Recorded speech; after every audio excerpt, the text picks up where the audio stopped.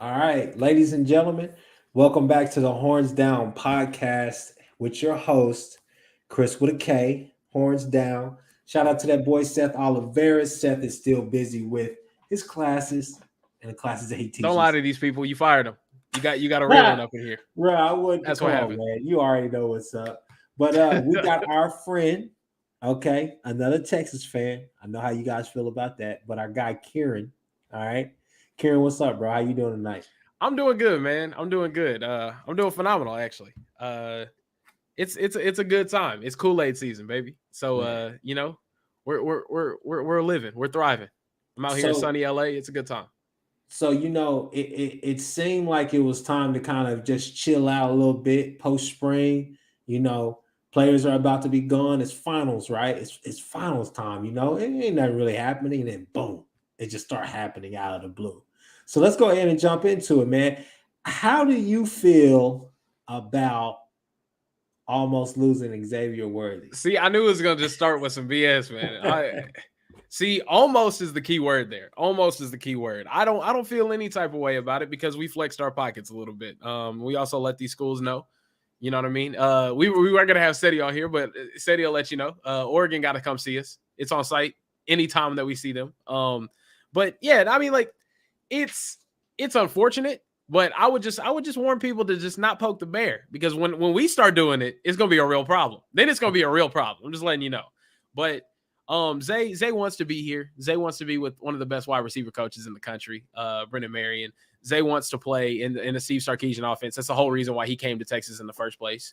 But also Zay wants to get paid, and I'm all for the kids getting paid. So What it is what it is. did he want to come to Texas, or was it No, he wanted to play simply for Steve Sarkisian. no, That's no, what no, I'm no, saying. no, no, no. That's not how I heard it. The way I heard it was that there was some problems with his grades, or there was some issue with Michigan, so he Mm. couldn't get in. So where did he go? He went to, the next best thing, as you would call it, or his last option, as I would call it, Texas.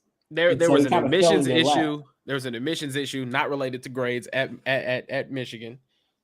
And also, he decided he didn't want to play in an archaic Jim Harbaugh influenced offense, and he wanted to play somewhere where he could be Yeah, a but freshman All American, that like offense Texas. went to the playoffs last year. Just saying. Mm. So Yeah, but he also had a great season last year. Easily, far and away, best wide receiver in the Big 12. Not even really close, to be honest with you. So, yeah, as a freshman, it is what it is. you think he'll hit that sophomore wall? No, I think he'll improve. To be honest with you, if anything, his numbers might be around the same.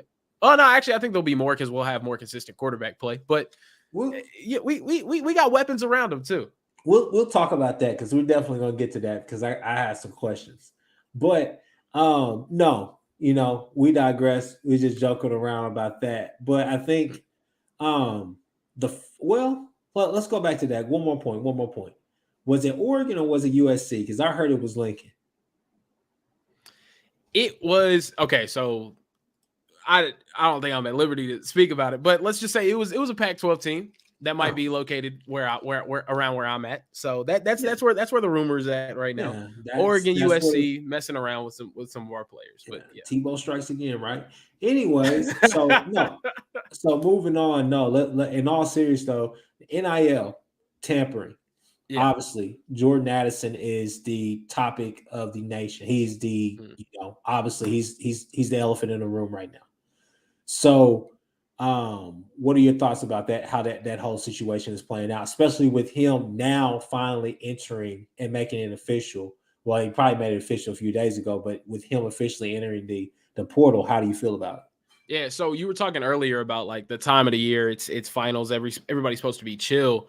I think what we're experiencing now is there's going to be a new date that everybody marks on their calendar in the college football offseason. So at first it's early signing day and then national signing day. Now you're going to have the portal deadline because when people said that this was free agency, it is. Especially Yeah, this is the first offseason we've implemented NIL and you have and you have the one-time transfer rule. So why not? Especially because the NCAA has gone about it in the dumbest way possible, trying to wash their hands of everything. They yeah, essentially are saying, "Yo, all of the payments need to be coming from third-party vendors, right? Mm-hmm. Those third parties are now going to be able to contact players that don't go to their own school because they're not supposed to be affiliated in the first place. So what's the problem? You know what I mean? Like, who cares? But, oh, man, with the Jordan Addison situation, to be honest with you, I'm surprised at the timing. I thought once Brendan Marion left, once his quarterback was gone, I thought maybe the portal was an option for him. Or, like I've been saying, Jamar Chase route, he's proven that's something that'll work too. You know what I mean? Sit down a year, get your body ready, get your mind ready for the NFL game, and you'll be fine. But from a Texas fan's perspective, I'm glad that USC is the team of hot water, not us. You know what I mean? Because hey, I'm telling you right now, if we were the team to be rumored, we got all of the smoke. I'm telling you.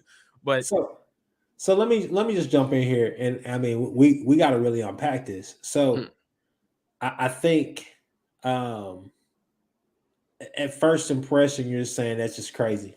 This is crazy that this is actually happening. Yeah. That it did happen. You know, obviously there's people out there who, I mean, let's just be honest. This is not the first time this has ever happened. Okay. This won't be the last time it ever happens. But just the fact that it happened with y'all and Caleb. Yeah, it was done. So so blatantly, it's so blatantly obvious that it happened. You get what I'm saying? So I think that's a problem as well. Second of all, I think one thing that needs to be addressed is how do we actually add those guardrails that Lincoln keeps talking about, right? Yeah. So I know in Ced's Twitter space yesterday, he talked about how we need to bring back that one-time transfer ban. And you know, one of the things, I think Monica Evers was in there, Nick Evers' mom, a lot of people were in there. And when I listened to him and Ced asked me what I thought about it, I said, well, to be honest with you, I think the underlying problem that everybody's talking about is just how bad and how poor the NCAA has acted, you know, regarding all this stuff in a full 360, to be honest with you. I think the problem is that we all expect some outside governing body or some inside governing body to come and do something about this whole NIL thing and put those guardrails there, when in all reality, we're begging the NCAA to do something. So I think the only way that you could give the NCAA power or give them some type of respect, or some type of authority over the situation, is by probably implementing that one-time transfer ban. You know, the players ineligible the next year or that year that he transfers, because I think the only way that you get these players' attention is by messing with their burn. So if you're going after playing time, that kind of makes a player second guess, should I really transfer or not? Now, do I believe that you should be able to transfer? It's kind of one of those things where I'm literally on the fence about it, because there are a bunch of kids who need to transfer back home because of, you know, family got problems or this and that, right? They want to be close to they want to be close to home, be close to family. Then you also got the players who are not getting a fair shake. They're legitimately not getting a fair shake. But at the end of the day, that's the gamble you take with playing any sport, especially at the collegiate level, especially playing at the pro level as well. It's just a simple fact of you may go here and what you thought was going to be God's greatest thing on earth actually turned out not to be exactly what you thought it was going to be.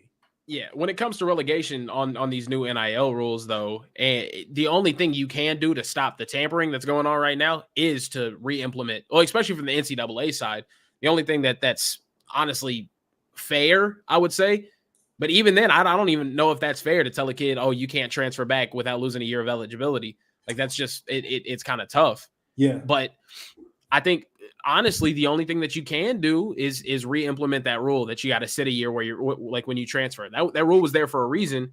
And honestly, let's be honest, why was that rule there for a reason in the first place? Because what was stopping anybody from tampering before? These things were all happening behind the scenes. But in my opinion, it's now even gotten worse with the NIL, like just being out and about. People are just now able to publicly go out there and pursue players from other programs.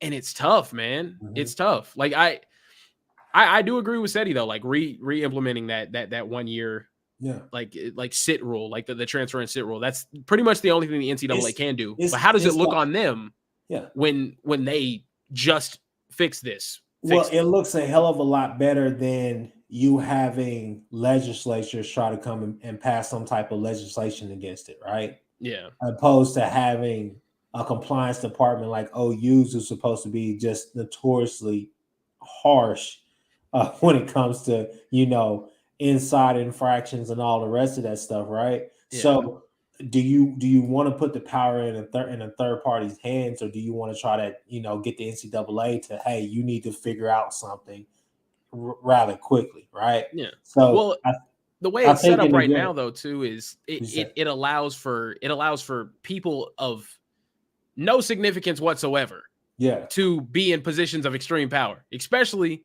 when we're talking about very easily influenced 18 to 22-year-old men. You know what I mean? yeah. It's the whole the system's really really screwed right now. Yeah, it's wacky and it's gonna be wacky. It's the wild, wild west, you Mm, know. And the thing is that um, you can't force these players to do anything except for take the risk of risking their eligibility or their playing time, because we all know that playing time and actually being a star is the only thing that's going to get you. You would have to be one of those rare cases where you're like a Jamar Chase, where you can still get NIL deals even though you're sitting out, but yeah, you have to be so much of a talent or just a player with. You either have to be a Jamar Chase type level player or a Johnny Manziel who has all this folklore around him. Get what I'm mm, saying? Where yeah. he's A just a Quinn legend Ewers even. automatically. Yeah, you just got that Yeah, juice like that. Yeah. yeah, So I mean, I don't really know if there's something that we could do to fix this, but yeah. promising the kid a $3 million deal and a house and then everything else included, I'm just like, Jesus, Reggie Bush got to be kicking himself somewhere right now, because this is all that he was asking for whenever he was Yeah, playing, right? yeah, But I really think that you have to look at the NCAA and say, hey, this is the next step. This is the only step that you can take. But do you really want to limit those kids? I mean, think about it like this right here. Somebody like Nayor would never be on. He wouldn't be on Texas campus right now if it wasn't for this. You guys wouldn't be so hyped up about your season with that wide receiver core, especially knowing that you guys just lost three wide receivers that you were counting on. Your yeah. depth just took a hit, right? But argument though too is you wouldn't lose that many players if they didn't know that they could transfer immediately and go play Yeah. somewhere else. But at the same time, you wouldn't have Nayor, and you'd be expecting Michi, or whatever his name is, to Mm. actually step up this year, right? And Yeah. and your number two, arguably, would be Whittington. Yeah, I don't know why you hate on Whittington, bro. He's a solid wide I'm not receiver. hating on Whittington. He's not Drake Stoops, but I'm not hating on Oh him. my god, what you got to stop tweaking with this Drake Stoops Drake stuff, Stoops bro. is going to play in the league definitely Jordan way Whittington's gonna longer play in than the league. Whittington. They're going to ask Whittington to switch positions. They're going to say, "Hey, can you cover in space too?" Oh my god. Oh my god. No, absolutely not. But Whittington's a linebacker. Whittington is an NFL slot wide receiver, and Anyways, you gotta realize that. But anyways, back to this Jordan Addison thing though yeah, too. I think it's a tough look if he ends up at USC though.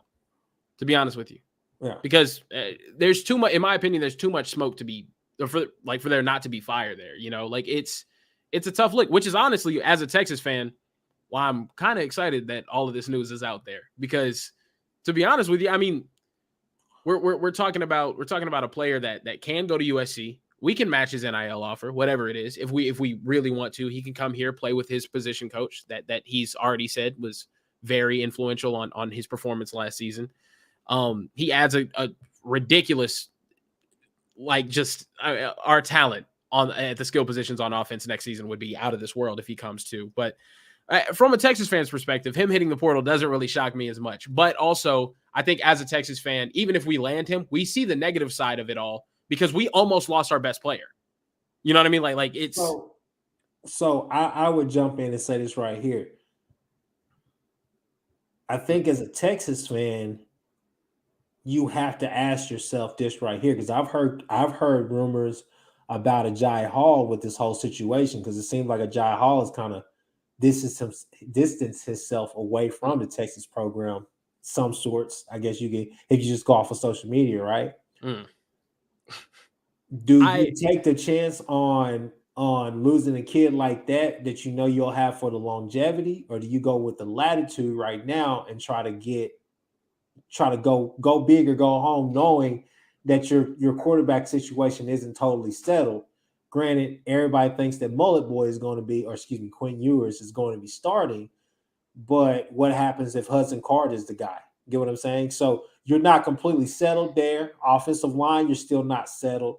So I guess my question is, do you go all in on this 1-year rental, just like you do with Nayor, or do you try to fight and keep keep the hope alive with going with the younger guy? I'll put it this way. Ajay Hall was at Alabama last year and complaining about playing time behind John Mechie and Jamison Williams. Yeah. Ended up getting kicked off the team. The kid needed to be humbled in the first place.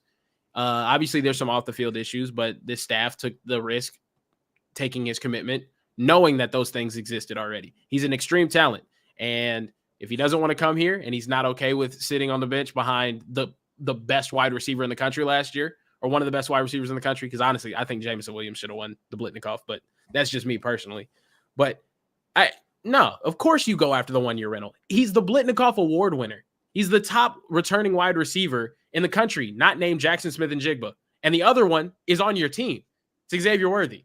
The top 3 wide receivers, like the top 3 wide receivers as far as odds are concerned for the Blitnikoff Award this year are Jackson Smith-Njigba, Jordan Addison, and Xavier Worthy.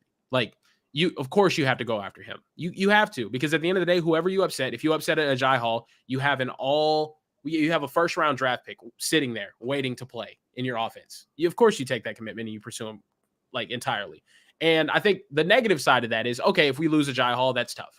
It stings, because Ajay Hall is a player that would be here next season as well. But at the end of the day, we're trying to build an offensive juggernaut here. So, sorry, we're trying to sign as many as we possibly can. When you guys had that class full of 5-star wide receivers, where you got Theo Weiss and Trajan Bridges and you got Jaden Hazelwood, were you worried about taking Jaden Hazelwood's commitment? No. I mean, at the end of the day, you're gonna have to compete wherever you go. Class, though, Kieran, they were all coming in the same class. Sure, but at the same time, the next season, were you concerned about taking Mario Williams? I get it. You want to build that depth at that position, and you guys right now need depth. That's something that you definitely need. So, I mean, obviously there's room for him to come, but one of the things that he's coming for, he's not leaving Bama just to come there and say, "Oh, I need to start." Obviously, there was some fractured relationships that just continued to basically become completely. He got kicked off the team. Yeah, he got kicked off the team. Yeah. So that's what I'm saying. So he's coming to Texas to start. Obviously, he's hungry. I'll give him that. He has that. He's motivated, but I don't necessarily know if, it's a good look if you're saying, okay, well, Whittington's going to be out there. He's gone after this next season, though. Addison's gone after this next season. Yeah, Addison's going to be out there. Where are you going to fit in? Sure, you're going to have to rotate. In my opinion, like, Steve Sarkisian is going to be able to get the best players on the field. But he is. He did it. We're talking about the guy that had 4 first-rounders on his offense and ran 10 personnel. But we all know Whittington doesn't like to stay healthy either. I don't know what it is about him, but which is exactly why you can. I don't want to pitch that to Ajay Hall, but like it's exactly why you go after Addison. And Ajay Hall's got to know that he's going to get some play. He is, and next season he's going to be a focal point of our offense with Xavier Worthy. Say Isaiah Nair has a great year. Say we bring in a Jordan Addison and Jordan Whittington, right? All three of those guys will be gone. Yeah. All 3 of them. It'll be you, Xavier Worthy next season in your draft year, which is the most important thing. I'm selling that kid. I'm saying, hey, do you want to get to the league? Do you want to get paid? Is that what you're here for? You can sit a couple of games behind a guy that's going first round and then get taken first round yourself the next season if all things go according to plan. Or you can complain and I don't know. I'll say this right here. That's a lot of expectations you're throwing out there, especially when you're probably going to be starting a lot of freshmen on that offensive and defensive line. But that's a story for another day. The offense is going to be what a time to be alive. What a time to be a Texas fan. The offense is going to be cooking. You are something else, man. What a time to be a Texas fan. Okay. Anyways. Keep playing around. This is the most talented Texas offense y'all have seen. It is the most talented Texas offense You that I've haven't seen. even gotten Addison yet. And I'm you're saying, saying that this I'm is the not most even talented? without Addison, it's the most talented Texas offense we've ever seen. Especially You've in my ever lifetime. seen? Are you In my serious? lifetime, I'm dead serious. Are I'm you dead serious. serious? 100% serious. So that 100% serious. 014 that won the national With championship. Cedric Benson, you Oh, had five, what? whatever. Yeah. Oh, who's That's that not wide the- receiver? What was Williams still there? Was Roy Williams there in 04? No, I think he left 03. Yeah. No, you have bro. You got first round wide receiver, possibly wide receivers. Isaiah Nayer's incredible. You have 5-star talent at tight end, Jatavian Sanders. Who's going to ball, by the way? Here's my knock You have one of the best because- receiving tight ends in the country, Jatavian now, Sanders. here's my Who's knock going to on ball? Nayor. One of the best running back rooms in the country. Here's my knock on Nayor. Okay. Now, your boys, Steven and Nick, all right, shout out to Fanatic Perspective and Nino's Corner. They like to say, well, Gabriel only played at UCF. He didn't play against the big boys. What the hell you think? Well, it's a different position. What the hell is the difference between him playing at UCF and then Nayor playing at Wyoming against that talent pool? Didn't Dylan Gabriel not stay healthy and struggle at times? That's not the point. That's not the point. We talking No, talking about smaller schools. Because what I was wondering for was a large D1. Your guy played for a small D1. Sure. Pretty much they should be FCS. Should be FCS. They play in the Mountain West. Yeah. They win games. They play against Boise State every year or Fresno State every year. Those are good teams. What are we talking about? God. Well, you gonna sit here and say those aren't bad teams? Past couple of seasons that Boise State is a good team. No, those aren't bad teams though. They're teams with talent. They send guys to the league. Mountain West probably sent more guys to the league than us and you guys combined this past season. No. Listen, come on, bro. Come on. Listen, stop playing. What, 4 guys? Stop playing. 4 guys? Well, we sent 7, bro. What are y'all saying? Y'all didn't. I don't even know if y'all even had any undrafted guys. No, we had a bunch of undrafted guys. That's all we had was undrafted guys. So, that is true. I mean, undrafted signed guys, undrafted free agents. We had some that signed. Josh Thompson. I'm sure you probably did. But you didn't have any players drafted. Hey, did Kenny Brooks get drafted? The KU players? Hey, I think a KU player got drafted though. I'm not coming at you. I'm not coming at you. Kennedy Kennedy Brooks is a problem. Got drafted. Texas players didn't, but we'll get into that later. But that's all good. It's all good. I would just say, Kieran, this is not the most talented offensive team you've seen. You still got a lot of question marks out there, baby boy. Offensive line, sure. We're talking about offensive line, and we're talking about a quarterback. We're talking, sure. You have to find out. Let's go ahead and jump into it. State of the Big 12 post spring. Let's talk Texas first. You want to talk that? Let's talk that. Sure. All right, look. What you guys failed to understand, I watched the same game that you guys did, okay? What you Texas boys definitely don't understand is that right now, as it is, your best shot to even stay within 20 points of Alabama is to play Hudson Card. What are you smoking? Hudson Card. What are you smoking? Nick calls it happy feet.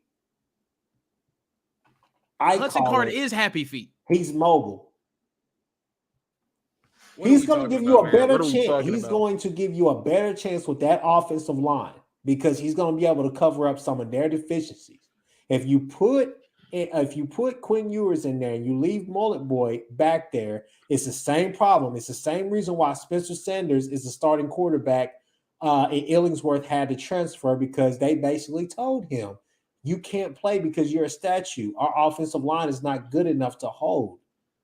Your offensive line is not good enough to keep Bama. Will Anderson from killing Bama. Killing your quarterback. We can lose by 40 against Bama. It does not matter in the grand scheme of things when it comes to the entire season. We had a much less talented quarterback go out there the entire season. OU is not scared of you guys. Baylor is not scared of you guys. You should be. When we have a more talented offense, we're going to have a better offensive line than we did last season. And we put up 40-something on you. How is your offensive line going to be any better when you're still returning the same core of those guys and you're just adding freshmen in there? You're acting like they're just going to get this amazing curve. We're going to get that amazing curve. We have the most talented offensive lineman that we've had in the past 15 years coming in here. Bro, Campbell is the only one out of them who may be ready to play now. Kelvin Banks is going to start at left tackle. Kelvin Banks is ass. You are smoking dust if you think Kelvin Banks is ass. You are smoking crack I've never cocaine, heard Chris. about any of our offensive linemen that we recruited I'm struggling not saying against our other offensive 5 line is stars at going to be camps. light years just better than it was last year, but it will be an improvement. It will be improved from last season. It will be. It It will be. won't, You have because development. You here's have the development problem. at three key Here's the positions. problem. Here's the Plus, you problem. okay? Here's the problem. Defensively, you guys are still in that. Okay. Sure. The only bright spot on that defense, you have 2 bright spots. Watts at cornerback. Watts is going to have a really good year for you guys. Sure. Okay. You're still really young in that secondary, and you don't have anybody opposite of him that can stop anything. We're not young in the secondary. One no. thing that, it looked like you were young in the secondary because there was a lot of guys flying right. There was a lot of guys that our were starters. Your starters. That's what I'm saying. It looked Anthony like Cook is going to start at boundary safety. He's a fifth-year senior.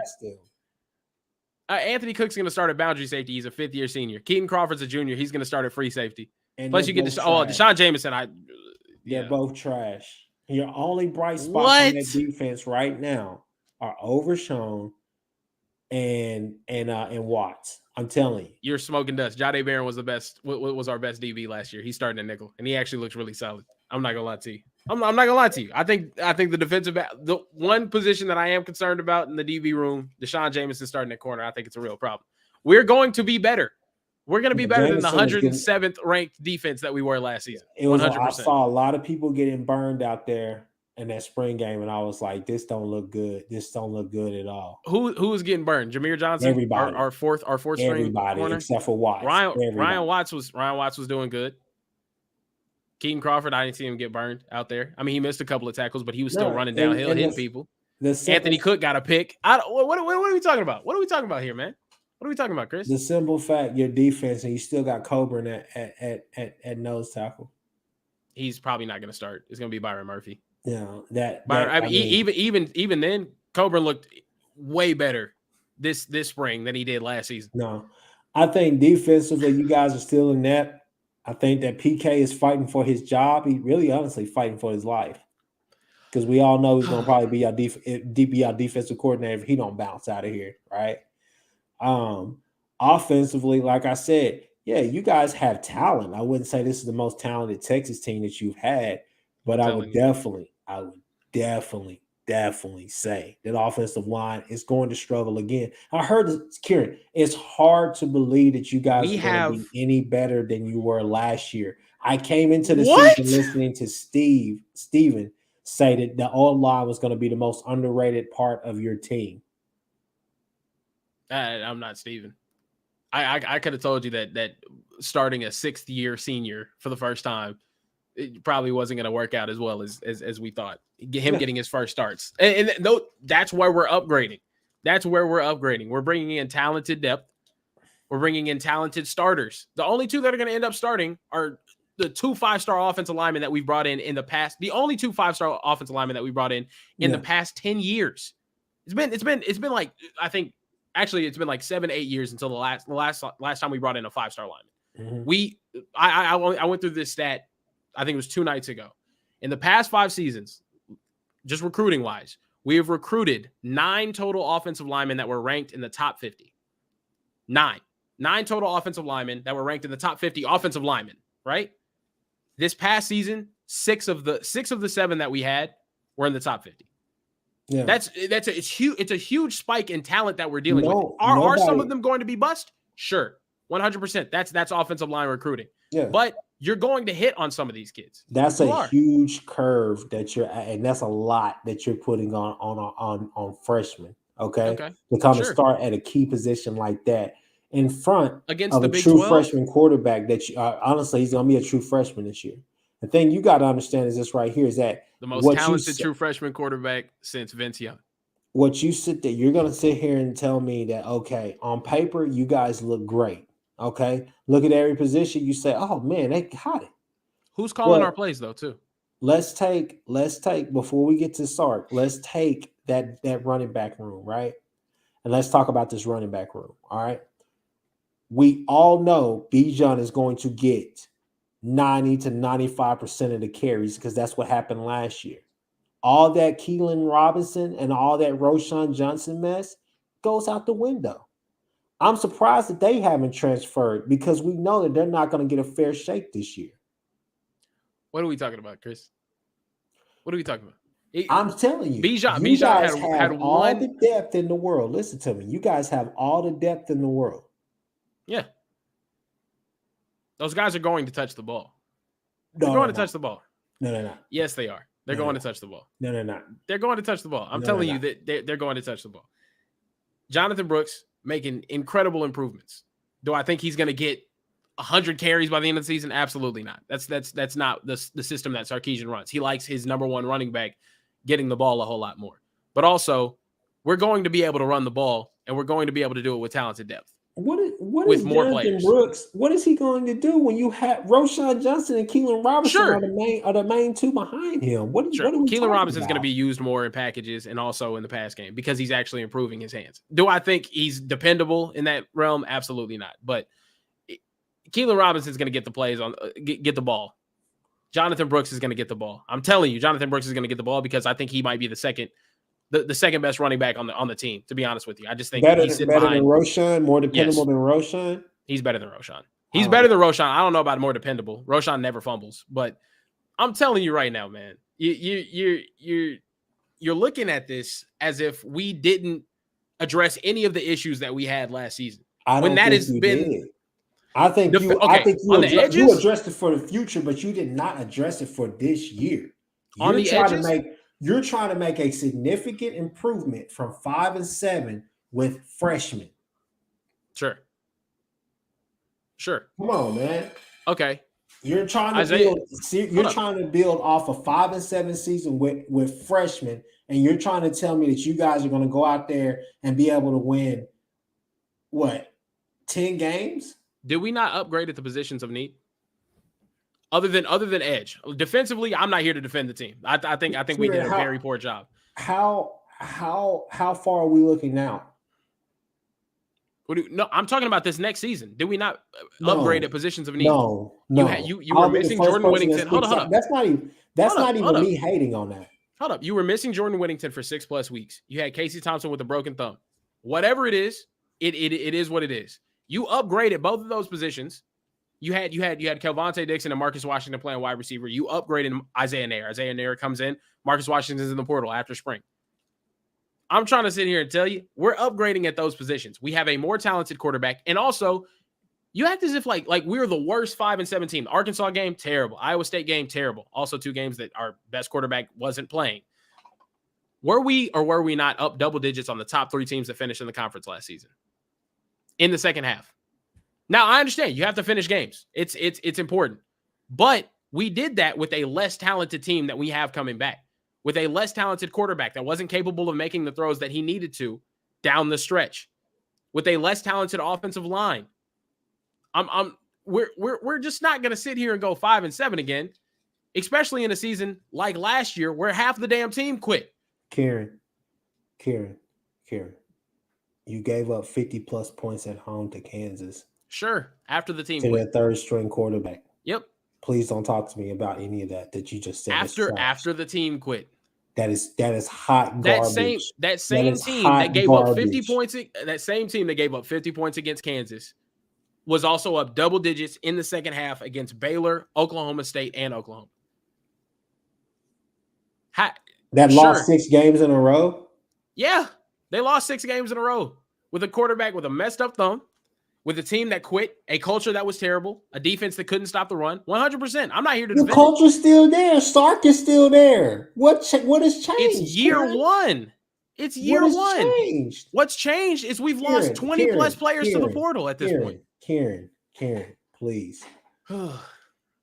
As a head coach, Sark has had one 9-game win season? His resume isn't great, Kieran. His resume is not great. Let's go ahead and break it down then. Where did he take over his first 4 years as a head coach? I believe it was Washington, right? You know what Washington's record was the year that he took over? The year before he took over? 0-12. So he took over a winless 3 games is better than that? Hold up. He took over a winless Washington team 2 years later, turned them into a bowl eligible team. As soon as he leaves that roster, the one that he built up, they end up going to the playoffs 2 years later.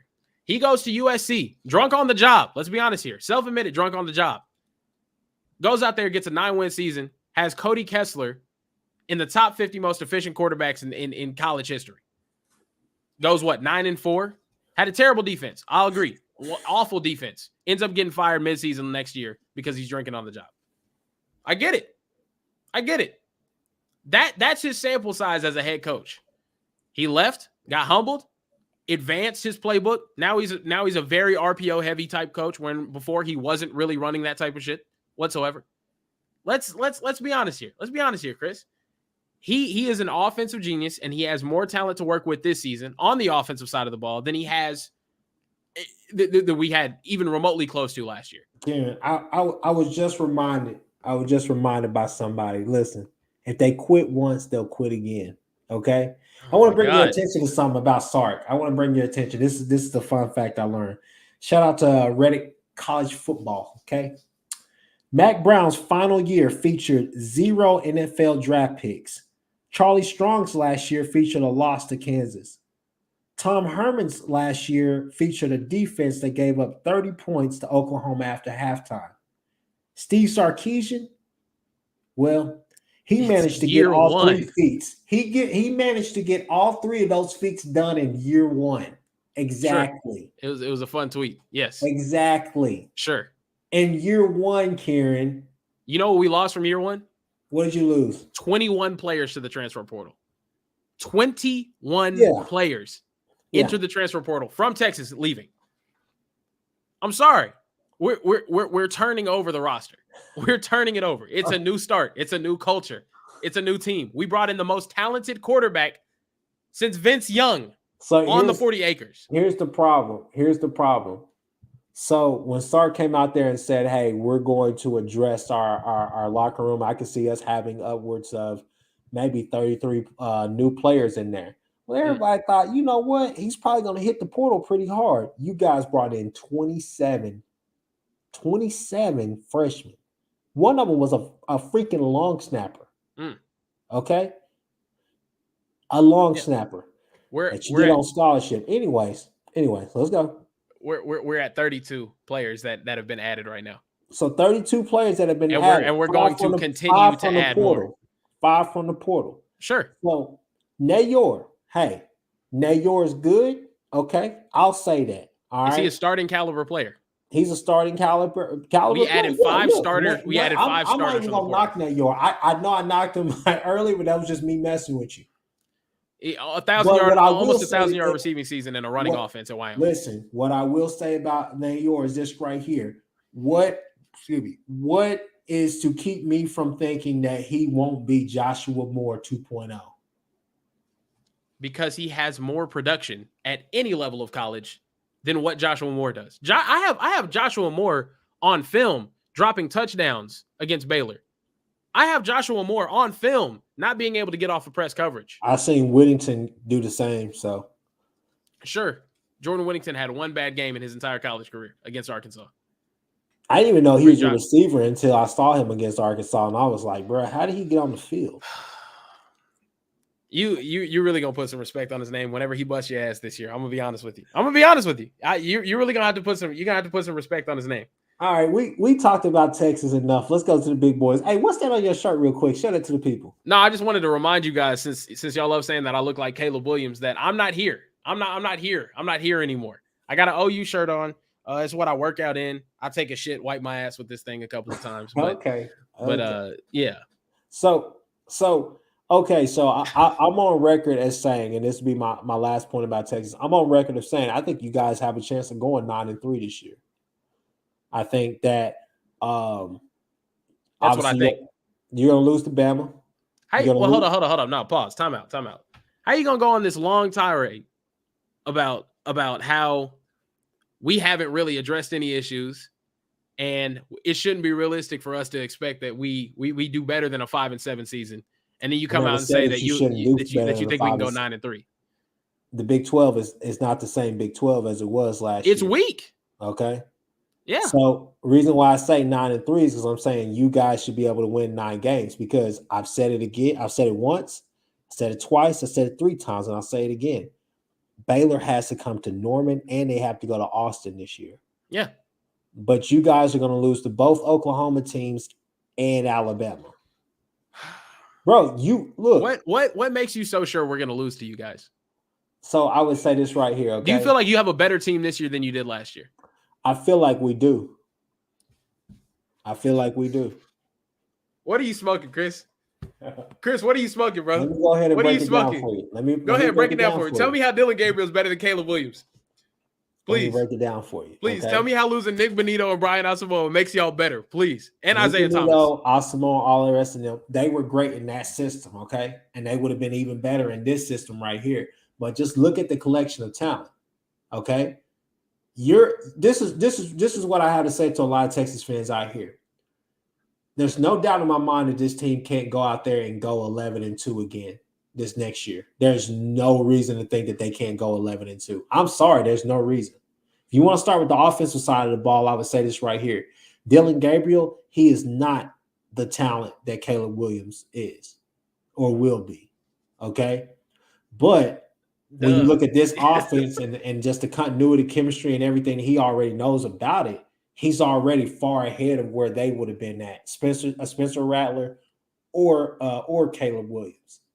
Watching him in that spring game, I said, man, you know what? This kid, he can sling the ball. He's got a nice arm, and he makes quick decisions, and he's able to do exactly what he needs to do out there, which is get his playmakers the ball. You guys forget, Sid likes to laugh and talk about, oh, well, you guys don't have elite wide receivers. I'm like, well, what's Marvin Mims? Then you look at Theo Weiss. A wide receiver that's been outperformed by our freshman. Like, he hasn't had a season like Xavier Worthy yet, but it's all good. Go ahead, continue. I'll let you continue. Hey, I just wanted to let you know, before you keep kissing the butt of Dylan Gabriel. You know you're on video saying that, like, that's fine. I'm gonna look dumb out here trying to. I got something planned for all of y'all Texas fans out there. I'm talking about. We're waiting. This is like what Drake was going to release on Pusha T. This is like earth shattering. Like, this is going to end careers out here. You may not ever make another video, Kieran.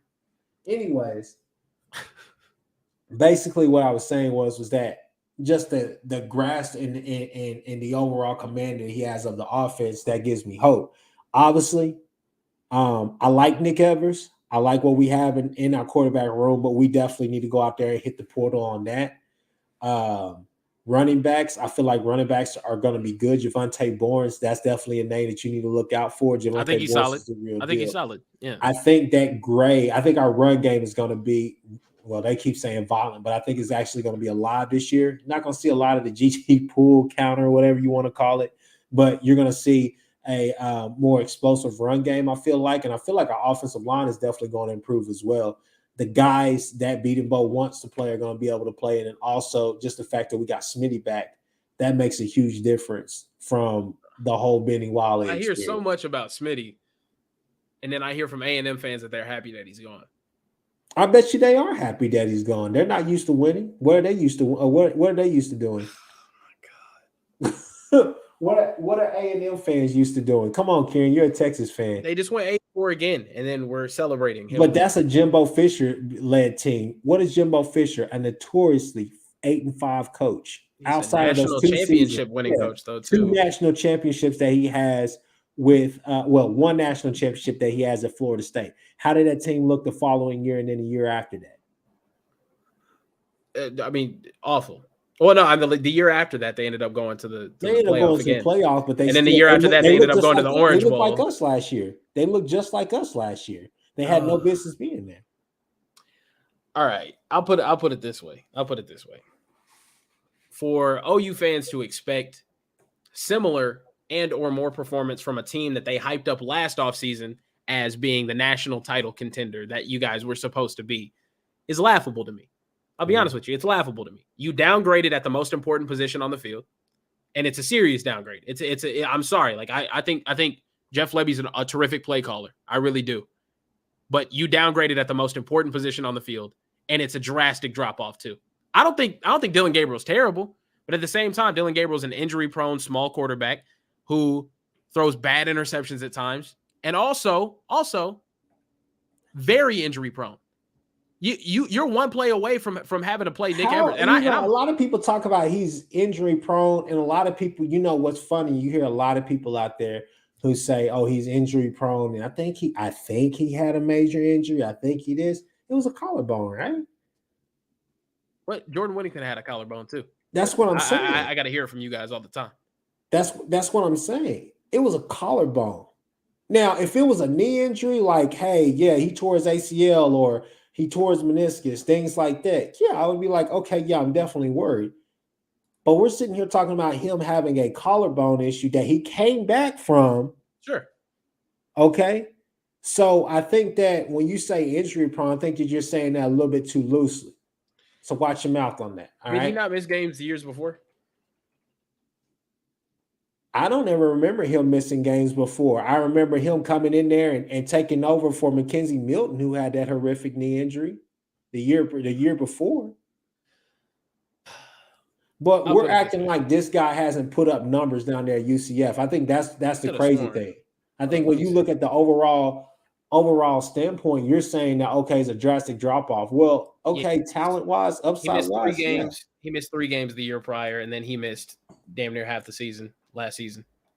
So, okay. Yeah, I mean, injuries have definitely been a concern for him. When you're missing double-digit games 3 in your career. games and then a collarbone. Double-digit amounts of games. He's just totally injury prone. Double-digit amounts of games in 2 years is not good. You would agree? Is it someone that you honestly can depend on? He hasn't made it through a full season since the first year that he started. How is that double-digit games whenever you said he missed 6 games last year and then he missed 3 games the year before? That's 9. He did not miss 6 games last year. What? I mean, he played in 4 or 5 games last year? Kieran. Did they make a bowl game? Kieran. That's another game?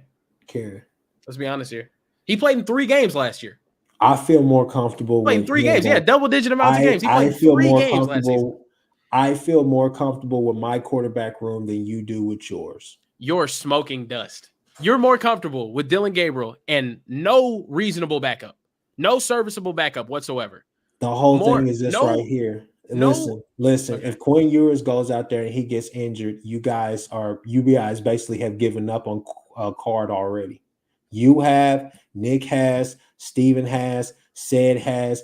Everybody has given up on Hudson Card already. Sure, we have. Now Steven will lie and say that he hasn't, but you guys have all given up on Hudson Card. You have a third-year quarterback versus what you will have, which is a true freshman. You will have, after that, a true freshman that's also been there in the spring. In my opinion, is more talented. But I will say this right here.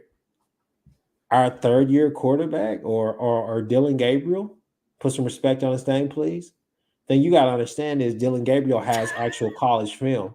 The only film that I've ever seen of Mullet Boy is the film you put out there of him doing whatever he did to Ogbo or Agba or whatever his name is in his sophomore film at South Lake. Sure. You also have him on film hitting a 55-yard dime.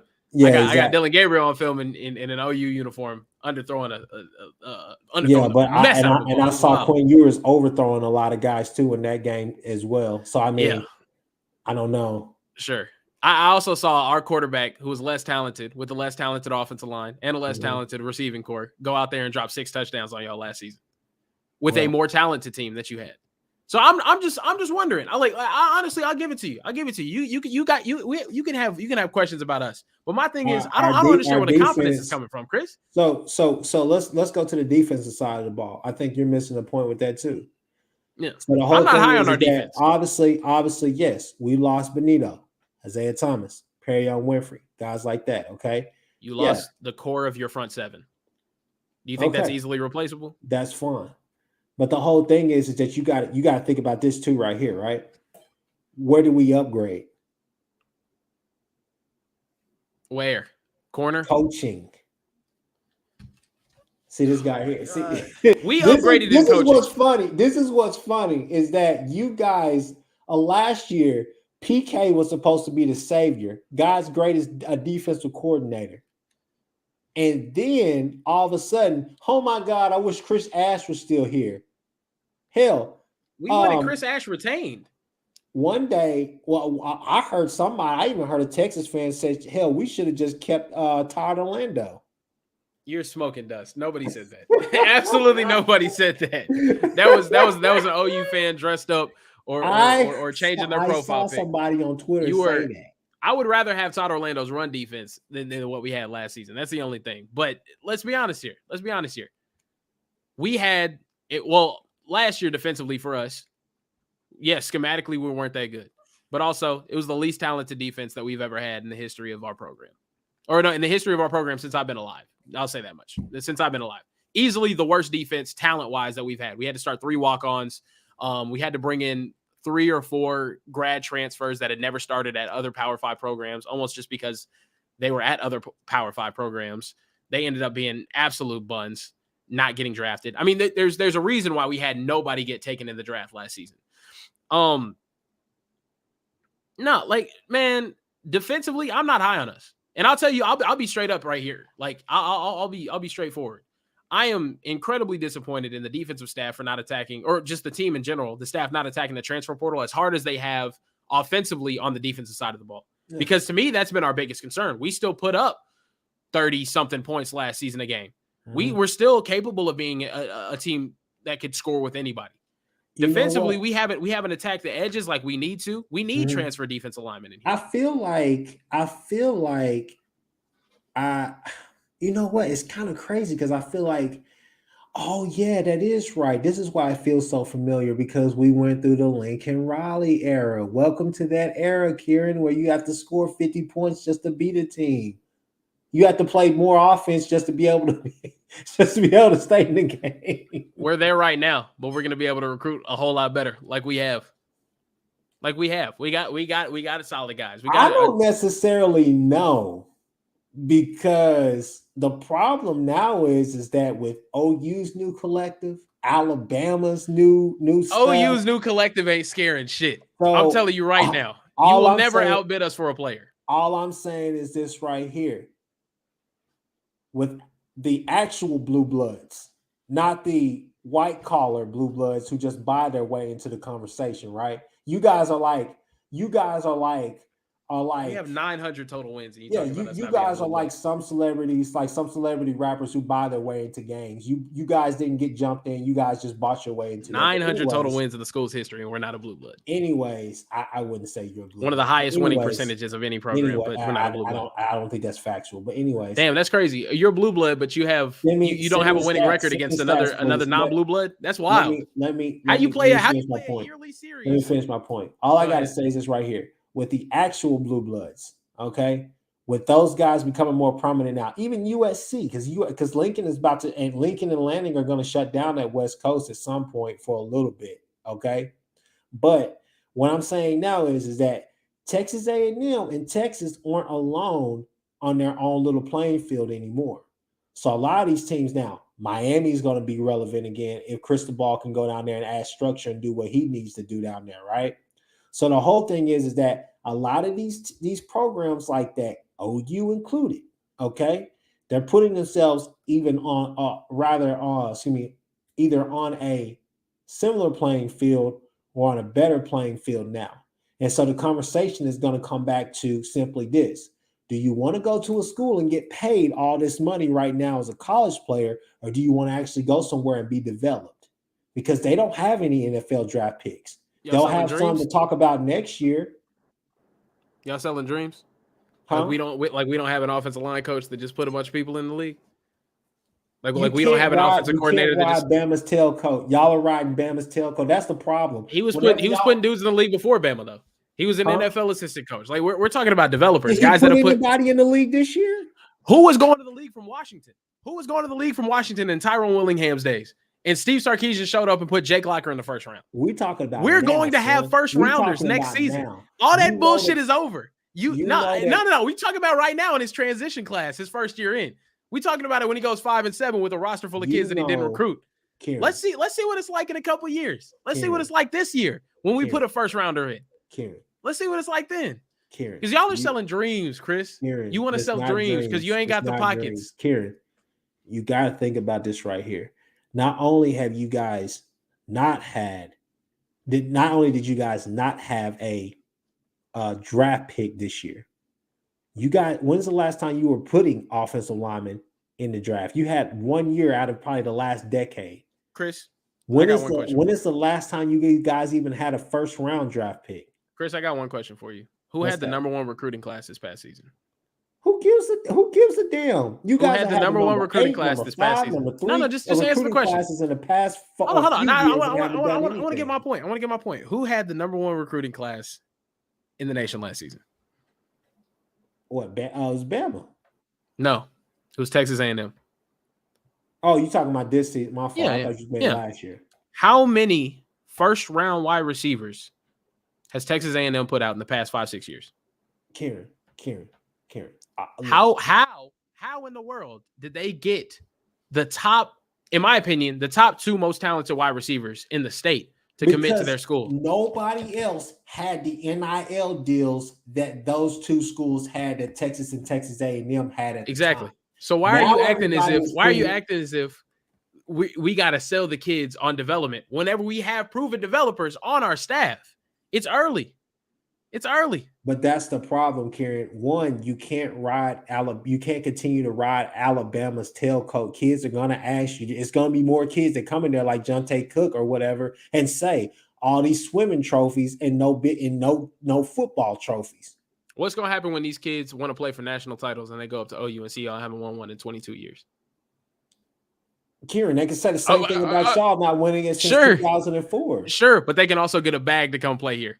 What are they gonna do with y'all? But then at the same time, when that kid is sitting there standing right next to CeeDee Lamb, Hollywood Brown, names like that, D.D. Westbrook, guys that are actually in the league and doing something in the league, not like Colin Johnson, who just trying to earn a spot on a squad, being a practice squad player. He's lucky he even got drafted by Jacksonville, and Jacksonville's a dumpster fire, so we know how that's going. Devin Duvernay in the league doing pretty solid. Not gonna lie to you, but I'll let it slide. I get what you're saying. So you're telling me Devin Duvernay, one guy? Come on, man. I get what you're saying. The guy. No, sure. I get what you're saying. Yeah. Is that Steve Sarkisian's staff though? We're talking about everything in the past. Like I see a comment here saying y'all have plenty of top 10 classes. Our 2018 and 2019 classes got completely nuked. So did the 2020 class. Like we don't have that type of talent on the roster right now. Yeah. We're going to add it though, and then we'll see. It's year 1 for Sarkisian. He ain't proven that he's not a developer. He is a developer. So what? Kyle Flood's a developer. What happens if you guys go 5-7 again this year? Then you have a serious conversation about us not being where we want to be or improving. No. We're not going 5-7. Conversation about that, or is it time for Sark to leave? I'm not going to say it's time for him to leave. I think we go 5-7 if something really bad happens.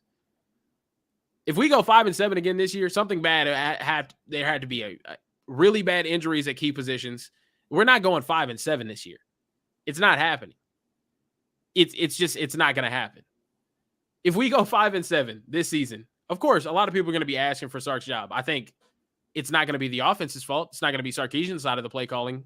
It's going to be PK. PK probably loses his job. People are going to lose their jobs, but 5-7 is not going to get Sarkisian fired. I don't care. I think a freaking winless season is not going to get Sarkisian fired unless he's drunk again. Unless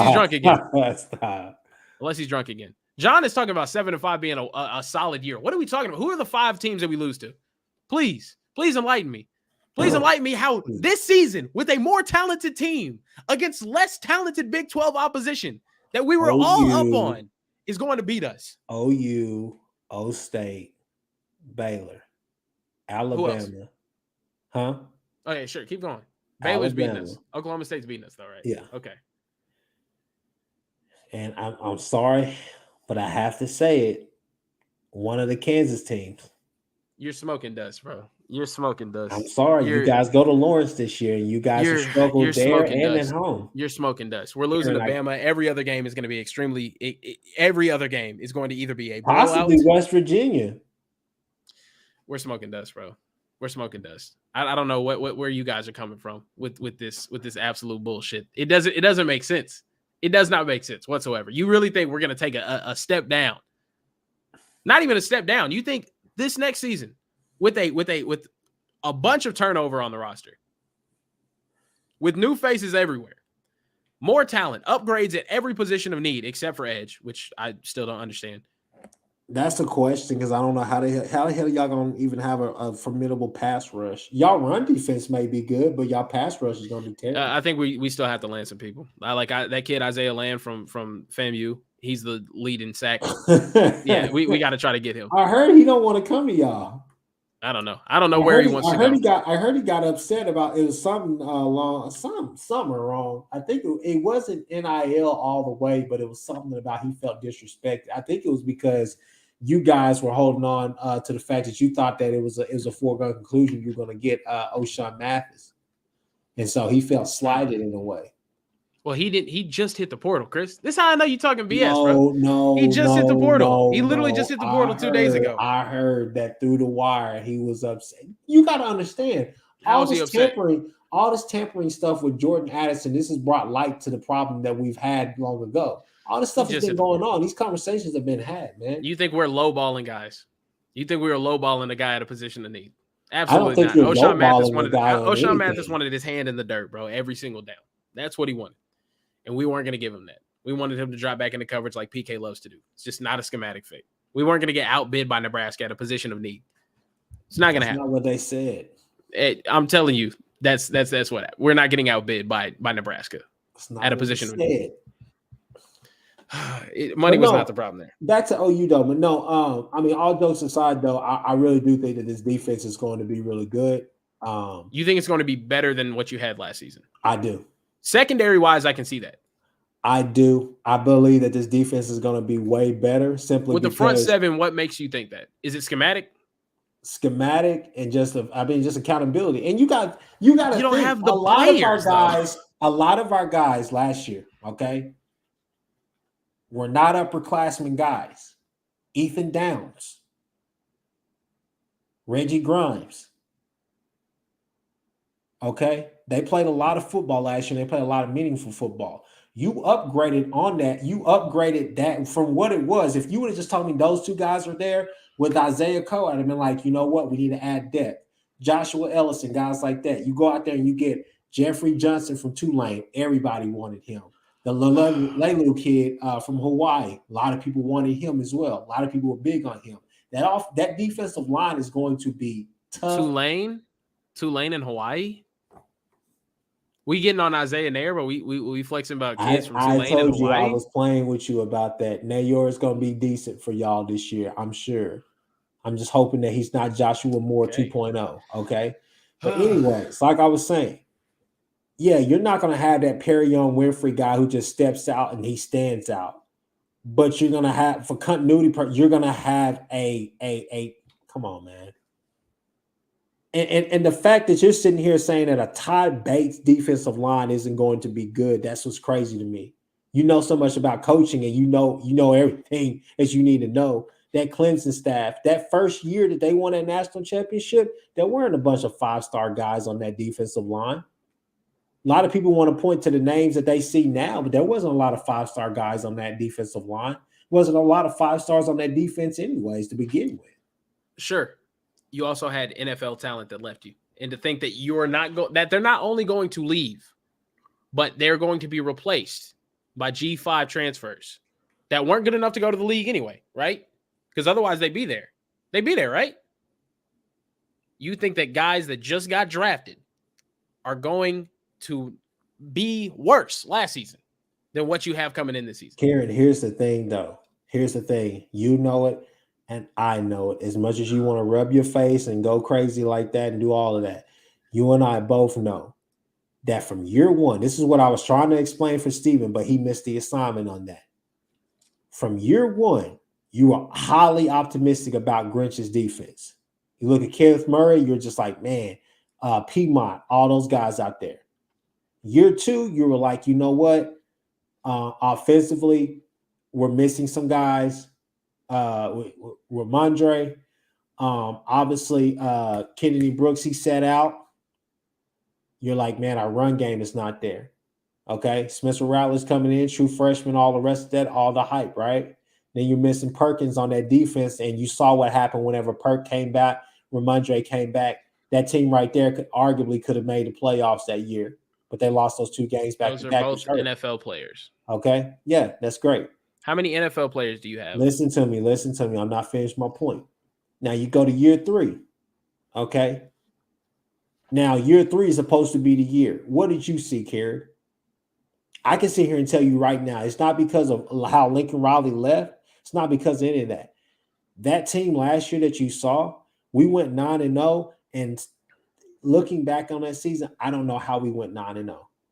We were a bad team last year. We weren't tough where we needed to be. Inside run kept killing us. Chris, I'm just gonna point this out. From a roster perspective, y'all viewed last season as the year for y'all to win a national championship. Yes. Do you think roster-wise, you have a roster this next season that is national championship caliber? Kieran, you know what? I would go out on a limb and say that I'm close to believing that. The thing that you're not seeing, the problem that you're not seeing, Kieran, is simply this right here. Okay, excuse me. The what thing are that you're you not talking seeing, about? Kieran, What are you talking about, Kieran? Is this real life? Is this real life? Kieran, are you for real? Listen to me. Oklahoma lost Caleb Williams, Mario Williams, Latrell McCutcheon, your entire front seven. No, nobody's worried about Trell. You talking about okay, Trell. sure. Nobody's worried about Latrell McCutcheon. Sure. You replaced him with a fucking corner from UNC. Trey Morrison. Is he going to be better than Trell McCutcheon for sure? I'm not worried about Trell. I'm okay. not worried. All right, sure. You're not worried about Trell. You worried about Spencer Rattler, Caleb Williams, Mario Williams. I'm not worried about Mario. You worried about Jaden Hazelwood? Definitely not worried about Hazelwood. Hazelwood couldn't create any separation. Okay, you worried about your entire front seven that you lost, and you honestly, Chris, I want you honestly think that this roster this season for 2022, the 2022 Oklahoma Sooners, have a national championship level roster? This is the problem that you're not. This is your problem. You're not looking at the coaching staff and looking at the scheme this year. We're going from being a three. It's year one. They have to install all of that. 3-4. We're going to be from being a 3-4 scheme. You know those kids have to go through that install, right? Yeah. They have to adapt to that system. You know, year one, it's really hard to, right? Obviously, it must be because you guys went 5-7 with your install. So I guess I honestly think OU fans like you guys are just so used to winning, and I understand you have a winning culture. Sure, I completely get it. But to sit here and act like an 8-4 season isn't plausible, it's very. I don't know where those four losses come from, Kieran. I'm sorry, I don't. You might lose to Nebraska week 2 or week 3. That's a serious concern. You played close with them last season with a lesser team, like I said, than they have this year. Texas could beat y'all. Oklahoma State beat y'all last year. Y'all got hit by a nuke. Now I understand they lost a lot defensively. Baylor beat y'all. Texas, we were up 21 points on y'all at one point in that game. Or 17 or whatever it was. Kieran. What are we talking about? Hey, Kieran. You know you got hit by a nuke, right? You know your coach left you, right? Kieran. Game at Waco, we lost by 7 points. And that team still hasn't woken up from that game yet. Sure. The game is still water. Even as a Texas fan, loving to see OU lose, you could go back to some of those key plays and you can say, yeah, that was pass interference. But at the same time, you can understand this right here. Lost by 7. Sure. Okay. If you go back to the Nebraska game, all right. Kind of sounded like me talking about our season last year. If you go back to the Nebraska, you guys lost 6 games in a row. We didn't. Anyways, if you go to the Nebraska game, the score was 23-9 at one point. The offense was dry as hell last year. Mm-hmm. Here's the thing that you have to understand. You guys have a better offense this season? I get that you want to, if you want to look at statistics wise, we're getting a better offensive coordinator going off statistics, but we're not going to do that because we're not Texas fans. But here's the problem that you have right here, and this is the thing that you're not seeing. You're not giving this team a chance to actually have their own identity and have it with a new coaching regime, a new coaching staff, and an offense and a defense that looks like it would fit these players. The problem is that you're still looking at last year and saying, oh, you guys, this was supposed to be your year. You had all this talent and everything. I don't necessarily know if the talent was the problem, but I definitely think that the coaching was the problem last year. Lincoln Riley. So what's OU's record? What's OU's record this season? I just want to know. Listen to my point. Lincoln Riley, as much as we want to clown him and call him this and that and Tebow and all the rest of that, right? One thing we can't deny is that he is one of the greatest offensive minds in the game today, if not the best, right? Sure. But last year, you and I both can sit here and have an honest conversation and say, I don't know what the hell he was calling last year. It did not make sense any. Okay? He had no run game. No run game. He didn't want to run the ball. And at some points, you were just looking at Caleb. You were looking at Spencer Rattler a lot, but you're also looking at Caleb like, it's like, what?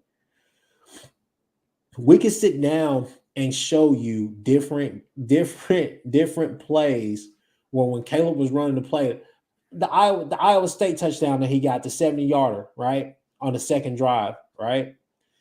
We can sit down with you and show you this is not how that play was supposed to be ran, okay? There's a lot of things that happened offensively that were just like, oh, my gosh, what the hell is going on? Secondly, the defense had all of that talent. And here's my point with that year one and year two and now year three. Year one, you say, hey, you're highly optimistic. Year two, you say, you know what? I see the seeds. We're planting that. Man, this year, they should be lights out. And we get the transfers from Tennessee. You get Key Lawrence back there. Man, it's going to be crazy. Nothing panned out. Nothing went that way. We were soft in the middle. We couldn't defend over the middle. Linebacking play was almost non-existent last year. So that's why I'm telling you, there's no reason why this team can't be a great OU team. Not only do we have the winning culture, but also we have the winning coaches too. And that's what I'm saying. I think that this spring game it doesn't answer all the questions about Venables, but I think it does calm some people down and say, hey, you know what? I think he knows what he's doing. Is this team going to be great? I don't know, because they're far from a finished product. But you can't compare them to the last coaching regime and the last team that played out there for OU, simply because, yes, we had all that talent, but we didn't do anything with it. We squandered a wonderful chance that we had. And if you look at that OU team, you can literally go back and you can say to yourself, you said it plenty of times before that I've talked to you. How the hell did we lose to y'all this last year? Y'all were not good, and we weren't. But this team overall, I feel like is going to be better, because here's the thing. When you lost Kenneth Murray, that was a big question mark. Simply because, yeah, we all felt Nick Benito was going to be good, and we got Perry Young. Perry Young was coming in as a highly touted JUCO transfer. But at the same time, we didn't know, because all we knew, Kenneth Murray made plays. And then you had Piedmont over there. But you didn't have a bunch of Kenneth Murrays that second year. What you had a bunch of guys who basically were trying to make a name for themselves, who came out there with their lunch pails and they went to work every day. And some of them blossomed into what you're trying to call, oh, this was y'all year, this was y'all team. Yeah, we had those guys.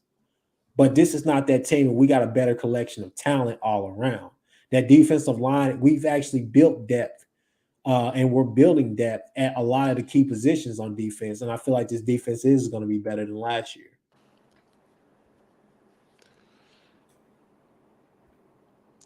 I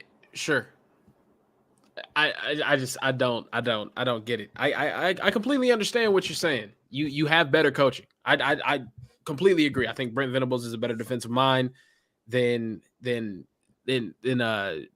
Grinch. I think you made as good of an offensive hire as you could have in Jeff Lebby. He's really solid. He's a good play caller. You downgraded at key positions, though. At the end of the day, X's and O's are cool. You got to do it with the Jimmies and Joes. You don't have as much talent as you did last season. Now, is that enough to still win in the Big 12? 100%. 100%. But to act as if you're going to just be significantly better this season than you were last year, wild to me. Hold on. I just want to know though, what's your projected record for OU this season? I think my projected record for them regular season, I mean, I'm sorry, but I'm gonna have to say 10-2 at worst.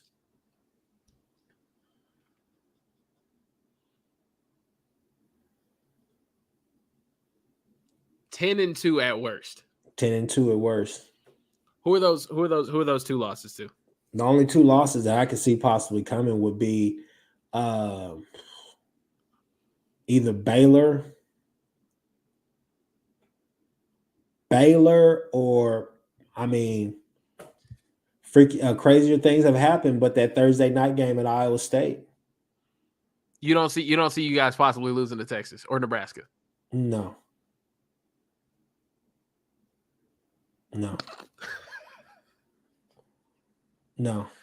You don't see yourself. What upgrades did you make in the secondary to stop the passing attack that Texas is going to provide this season? I think it's going to be even better than it was last year. I think Kanai Walker. You think Jay Valai? Huh? You talking about Jay Valai? No, I'm saying I think Valai is going to get those boys going. Okay. Because I'm saying that Woody Washington is going to be healthy this year, which I believe is going to be healthy all year. Sure. Kanai Walker is going to be a name that you hear a lot about. Jaden Davis has always been capable. Joshua Eden looks like he's going to take a step. Huh? Talking about Xavier Worthy's son?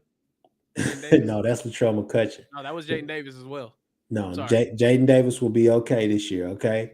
But then when you look at that right there, you acting like Jay Valai didn't coach for us too, and have them DBs not capable of playing the ball in the air. Bro, I mean, that's just Texas all around. I mean, let's just be real. All right. Let's be real. Okay. We told y'all, hey, hold on, no, because we told y'all about Benny Wiley, and it was, no, he's different because he's here. And then now he's gone, and you're like, oh, Benny Wiley was terrible. So I'm just saying. That. You never heard that come out of my mouth. I'm just saying. You never heard that come out of my mouth. I'm just saying. But listen. If you honestly think Iowa State and Baylor have a better chance of beating you guys than Texas and Nebraska, the quarterback that torched you for 6 touchdowns last season, the quarterback that plays with a chip on his shoulder whenever he plays against y'all, okay, in Lincoln, Nebraska, okay, we'll see. We will see. I think I'll be honest with you, Chris. I think that's delusional. To think that you're going 10-2 in a season where you lost. Like, regardless of what you feel about Lincoln Riley and Alex Grinch, they still won 11 games last year with you. They still did, with the true freshman quarterback that had to be thrown in when he wasn't completely ready to play, with the wide receiving core that was hurt, and then also just not as good as you've had in years prior. I think what really happened was you lost your all-world talents in CeeDee Lamb and Marquise Hollywood Brown. And then you had to deal with growing pains. And the year that you had to deal with growing pains, you ended up losing more. No, I wouldn't say that. You're going to have to deal with growing pains again. I think a fact that's just been pointed out was about Dennis Simmons as well. A lot of people give Dennis Simmons a lot of credit, but the only wide receiver that he's ever really produced or coached all the way through would be CeeDee Lamb. I mean, if you look at the progression and look at the other wide receivers, I think Theo Weiss is going to have a big year this year. I think Marvin Mims is going to have a big year this year. Hazelwood, I liked Hazelwood a lot, but at the same time, I mean, word was he wasn't going to come back regardless. Sure. So, I mean, and the thing is that Hazelwood pre-injury, yeah, excited about the kid. Hazelwood post-injury, still trying to put things together and trying to make sure that he's just, 100% healthy. Hopefully he can have a big year at Arkansas, but at the same time, no. Jalil Farouk is going to be nice this year. Jaden Gibson, the freshman, he's going to make noise this year. I mean, it's a lot to be excited about with this offense, but I'm just telling you now that the same thing sounds like a lot of hope to me. Sounds like a lot of hope. The same thing that you're saying about my squad It's the same thing I would say about your squad. I'm supposed to sit here and be fearful of a 5-7 team, a team that just went 5-7 and lost 6 games in a row, with most of the same talent coming back, and then having to rely heavy on freshmen as outside as edge rushers and in the post and in the trenches of the offensive line. I can't do that, man.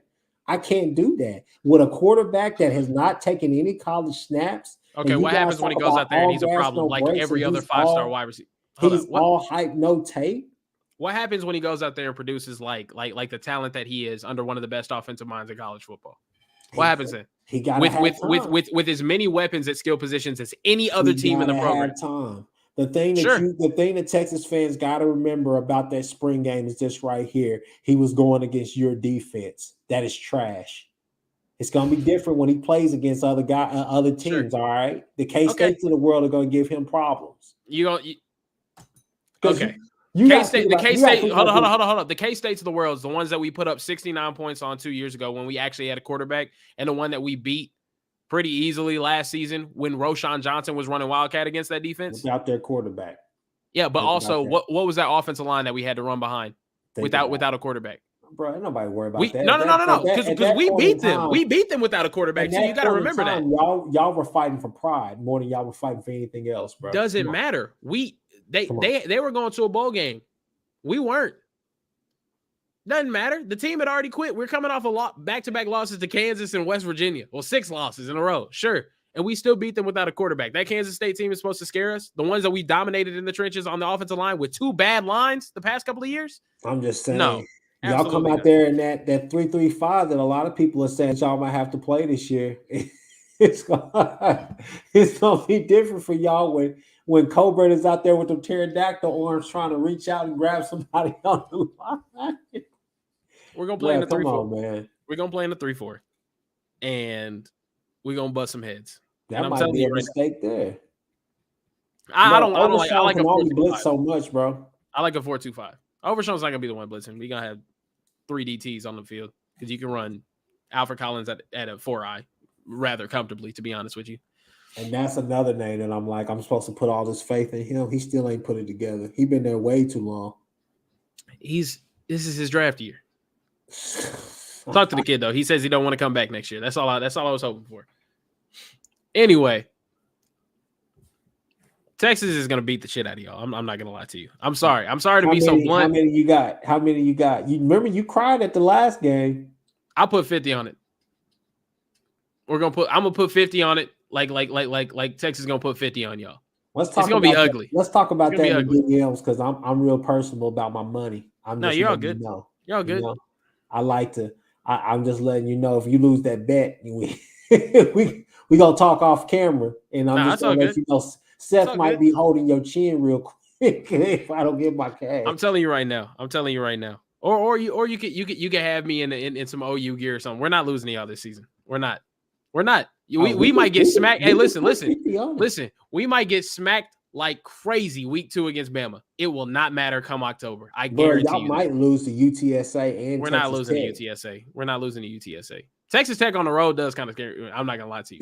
Air raid. Hey, that should scare you too. Air raid offense, Texas Tech, maybe a night game. Bro, nobody's worried about Sonny Comey and that trash offense, bro. Hey, no, it's not Sonny Comey. It's Zach Kitley from Western Kentucky. I forgot that. Sonny Comey. They hired. Nobody's worried about that Texas Tech team, bro. I'm not worried about him either. But you gonna see. You should be worried about us if we get Jordan Addison too.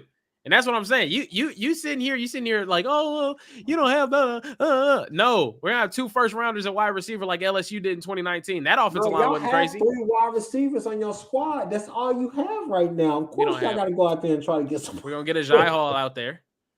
We got. Well, Troy O'Meara got to get healthy. I don't know what's going on with him. But yeah, watch. When we get Jordan Addison, it's real problems for you. It's real problems for you. Oh. I'm telling you, it's real problems for you when Jordan Addison gets on campus. If we end up getting him, I really hope we do. I would say that I would have OU by. I'd say, as of now, let me get to 3 weeks into the season. After the Nebraska game, I can tell you how bad we'll beat y'all. But as of now, I would say we probably got. Okay. I would say how you gonna feel if y'all lose to Nebraska week 3? That's a real question. How you gonna feel if y'all lose to Nebraska week 3? Y'all go I to don't think Lincoln we'll and lose to Casey Nebraska. Thompson goes off. I don't even think about that. I don't think we'll lose to Nebraska. Okay, you think so? Casey Thompson busted that ass already. That defense is nice. This is Scott Frost last year. Okay, that was the best 3-win team I've ever seen last season. No, they played everybody close. Their largest margin, their largest loss all season was 9 points to Ohio State. They weren't this trash team that was just getting boat raced every week. They gave y'all hell. I forgot. Y'all got to face K-State. We got to face K-State before y'all, but K-State got Adrian Martinez. Yes. Trash. He fits that offense pretty well. You think I'm worried about Adrian Martinez? I'm not worried about Adrian Martinez. I'm not worried about no Dylan Gabriel. I'm worried about Bryce Young and Will Anderson against our offensive line. Sure. I think you were worried about that quarterback from Kansas last year. But anyways, I'm telling you, we have Quinn Ewers playing quarterback for us, and y'all really gonna put some respect on his name because y'all don't want him to be good. That's really what it is. You have major questions at quarterback. You have major questions. The guy that put John David Booty in the league without playing a damn snap is calling our plays. A guy who's put a bunch of first rounders in the league is calling our plays and responsible for his development. You're gonna see. You're gonna see first rounders in the league this year. But anyways, it's his first year here. Y'all, how many of those players did he recruit? Bruh, y'all look, how many of those players? We haven't look, got to see development with us. We haven't. I haven't seen development for the last 15 years. Sure. It's a new coach. That's why we've had 4 different coaches in the last 15 years. That's why. You about to put some respect on Quinn. I still say Charlie Strong should have. I mean, it's Quintavious Ewers is about to go off this season, and you really gonna see. He's breaking Colts records too. You're gonna see. It's okay. So does he start game 1 or does he start game 3? He starts game 1. So what happens whenever he starts and Hudson Card enters the portal? Then you're left. He's not gonna enter the portal midseason. He's gonna finish his degree at McCombs. If Hudson Card didn't enter the portal already, he's not entering the portal in fall. It's not. Why wouldn't he? Because he's going to finish his degree. He's gonna finish his degree at Texas, get a McCombs Business School degree, and then go transfer somewhere else after the season. Plus, he's one play away from playing. You got third-year quarterback there, and then you probably have the one with the most upside in the room, Malik Murphy, at third string. Plus, you got the best running back in the country. You got the best wide receiver in the country. I don't want to hear about Malik Murphy. That boy either going to transfer or be playing linebacker. Absolutely not. You're smoking dust. Malik Murphy is a problem. I want to listen. You talk about Swoops 2.0. Swoops 2.0. We're crazy. Who is Swoops' offensive coordinator? Exactly. Thank you very much. Exactly. Who decided to recruit Tyrone Swoops out of a 1A school in whatever White House, Texas, or wherever that was? Wasn't me. Exactly. It wasn't anybody on the staff right now. So that's all I know. Don't come at me talking about. Don't disrespect Malik Murphy like that. Man just took a sorry ass squad all the way to a California state title. Swoops 2.0. Okay. All right. You're gonna see. I don't listen to y'all guys anymore. I listen to Orange Bloods. Everything they say is right and truthful. All right. Okay. You listen to the most pessimistic guys. Okay. You take your information from Jeff Ketchum. You go ahead and do that. I like Jeff Ketchum. Anwar will tell you how it is. All right. Anwar's not even a sports fan. Huh? Anwar doesn't understand. Anwar's not a sports fan. He says he's not a sports fan. Said that there should be concern with Hudson Card and splitting reps day one with Mullet Boy. But hey, but as we wrap up this video, what's your thoughts on the rest of the Big 12 this year? Well, if you see my Kool-Aid video, you know how I really feel about them. They look like some B words to me. But I think Shapen at Baylor, I want to see what his development looks like. That really determines their success or failure. They also have their entire offensive line back, and I think Aranda's a phenomenal coach defensively. I think they're a 9-3 team, 8-4 team. Everyone else, though, Iowa State lost everything. I've never been that high on Matt Campbell. In my opinion, he should have taken the NFL job whenever he had the chance, because I think a lot of 7-5 is about to come his way. Kansas State, not really high on well, especially against us, but Chris Kleiman, I think he does a good job, to be honest with you. I think they're another 7-5, 8-4 team.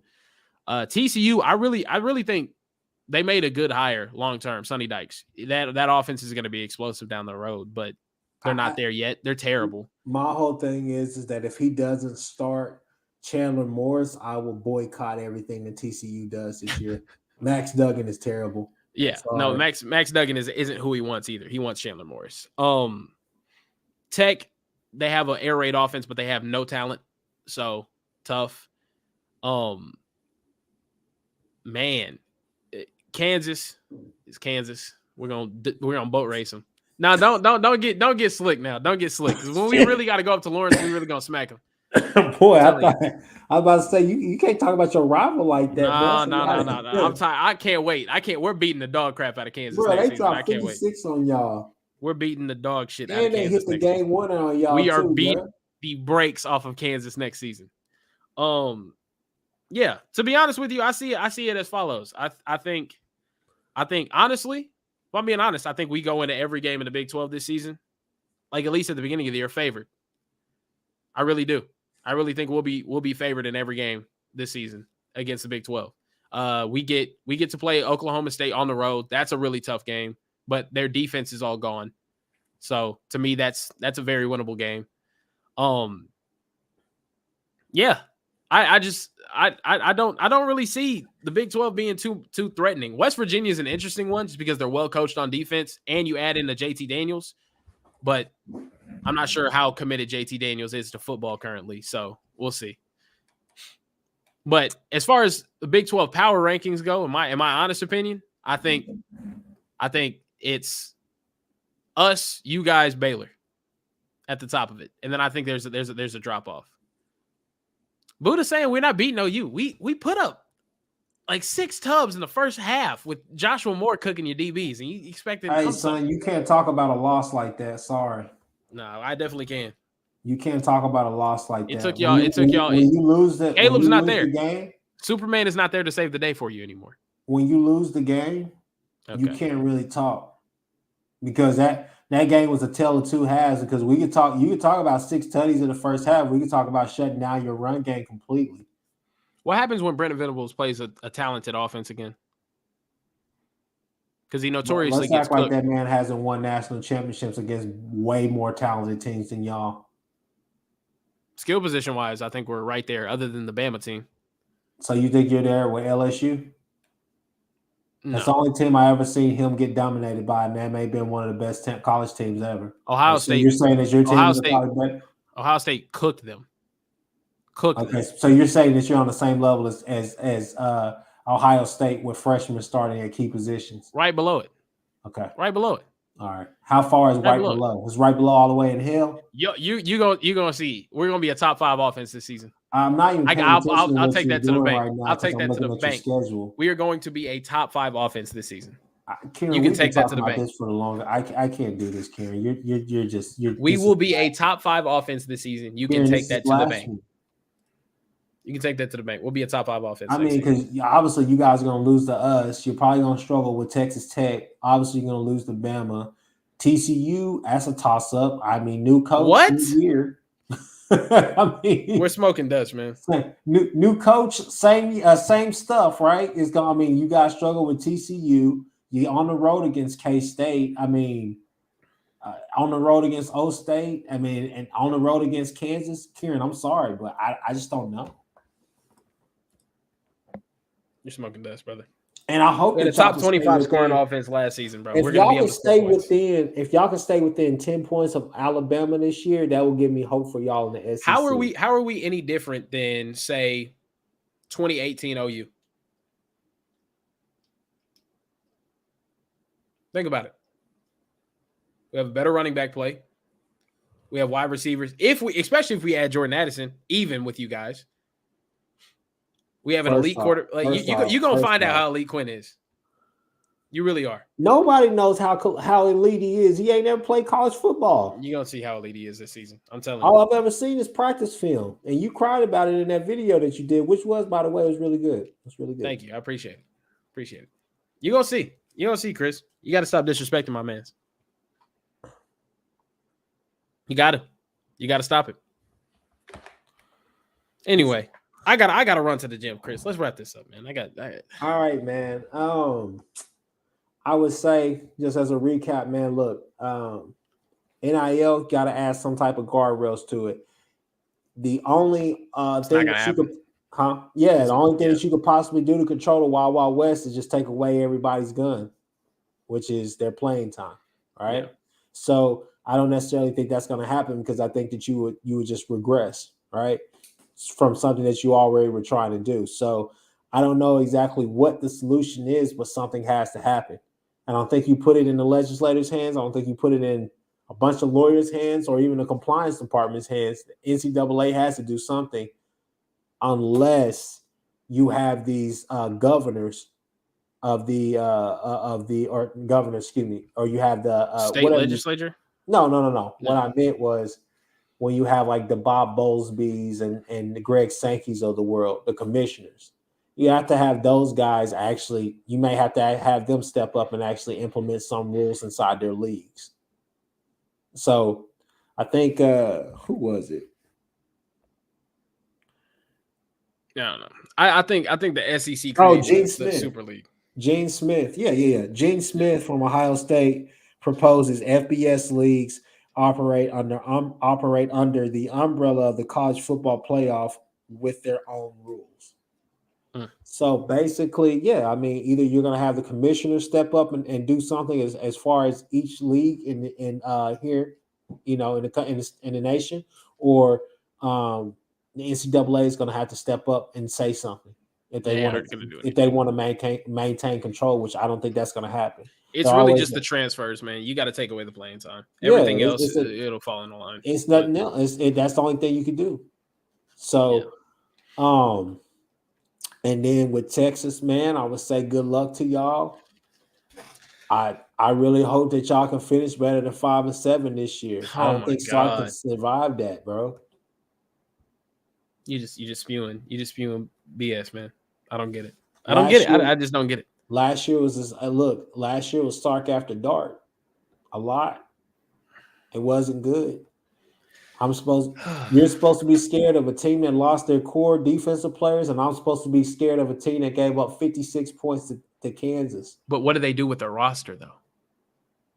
I'm supposed to be scared. I'm supposed to be scared of a team that got cooked by a lesser version of what we're gonna have next season.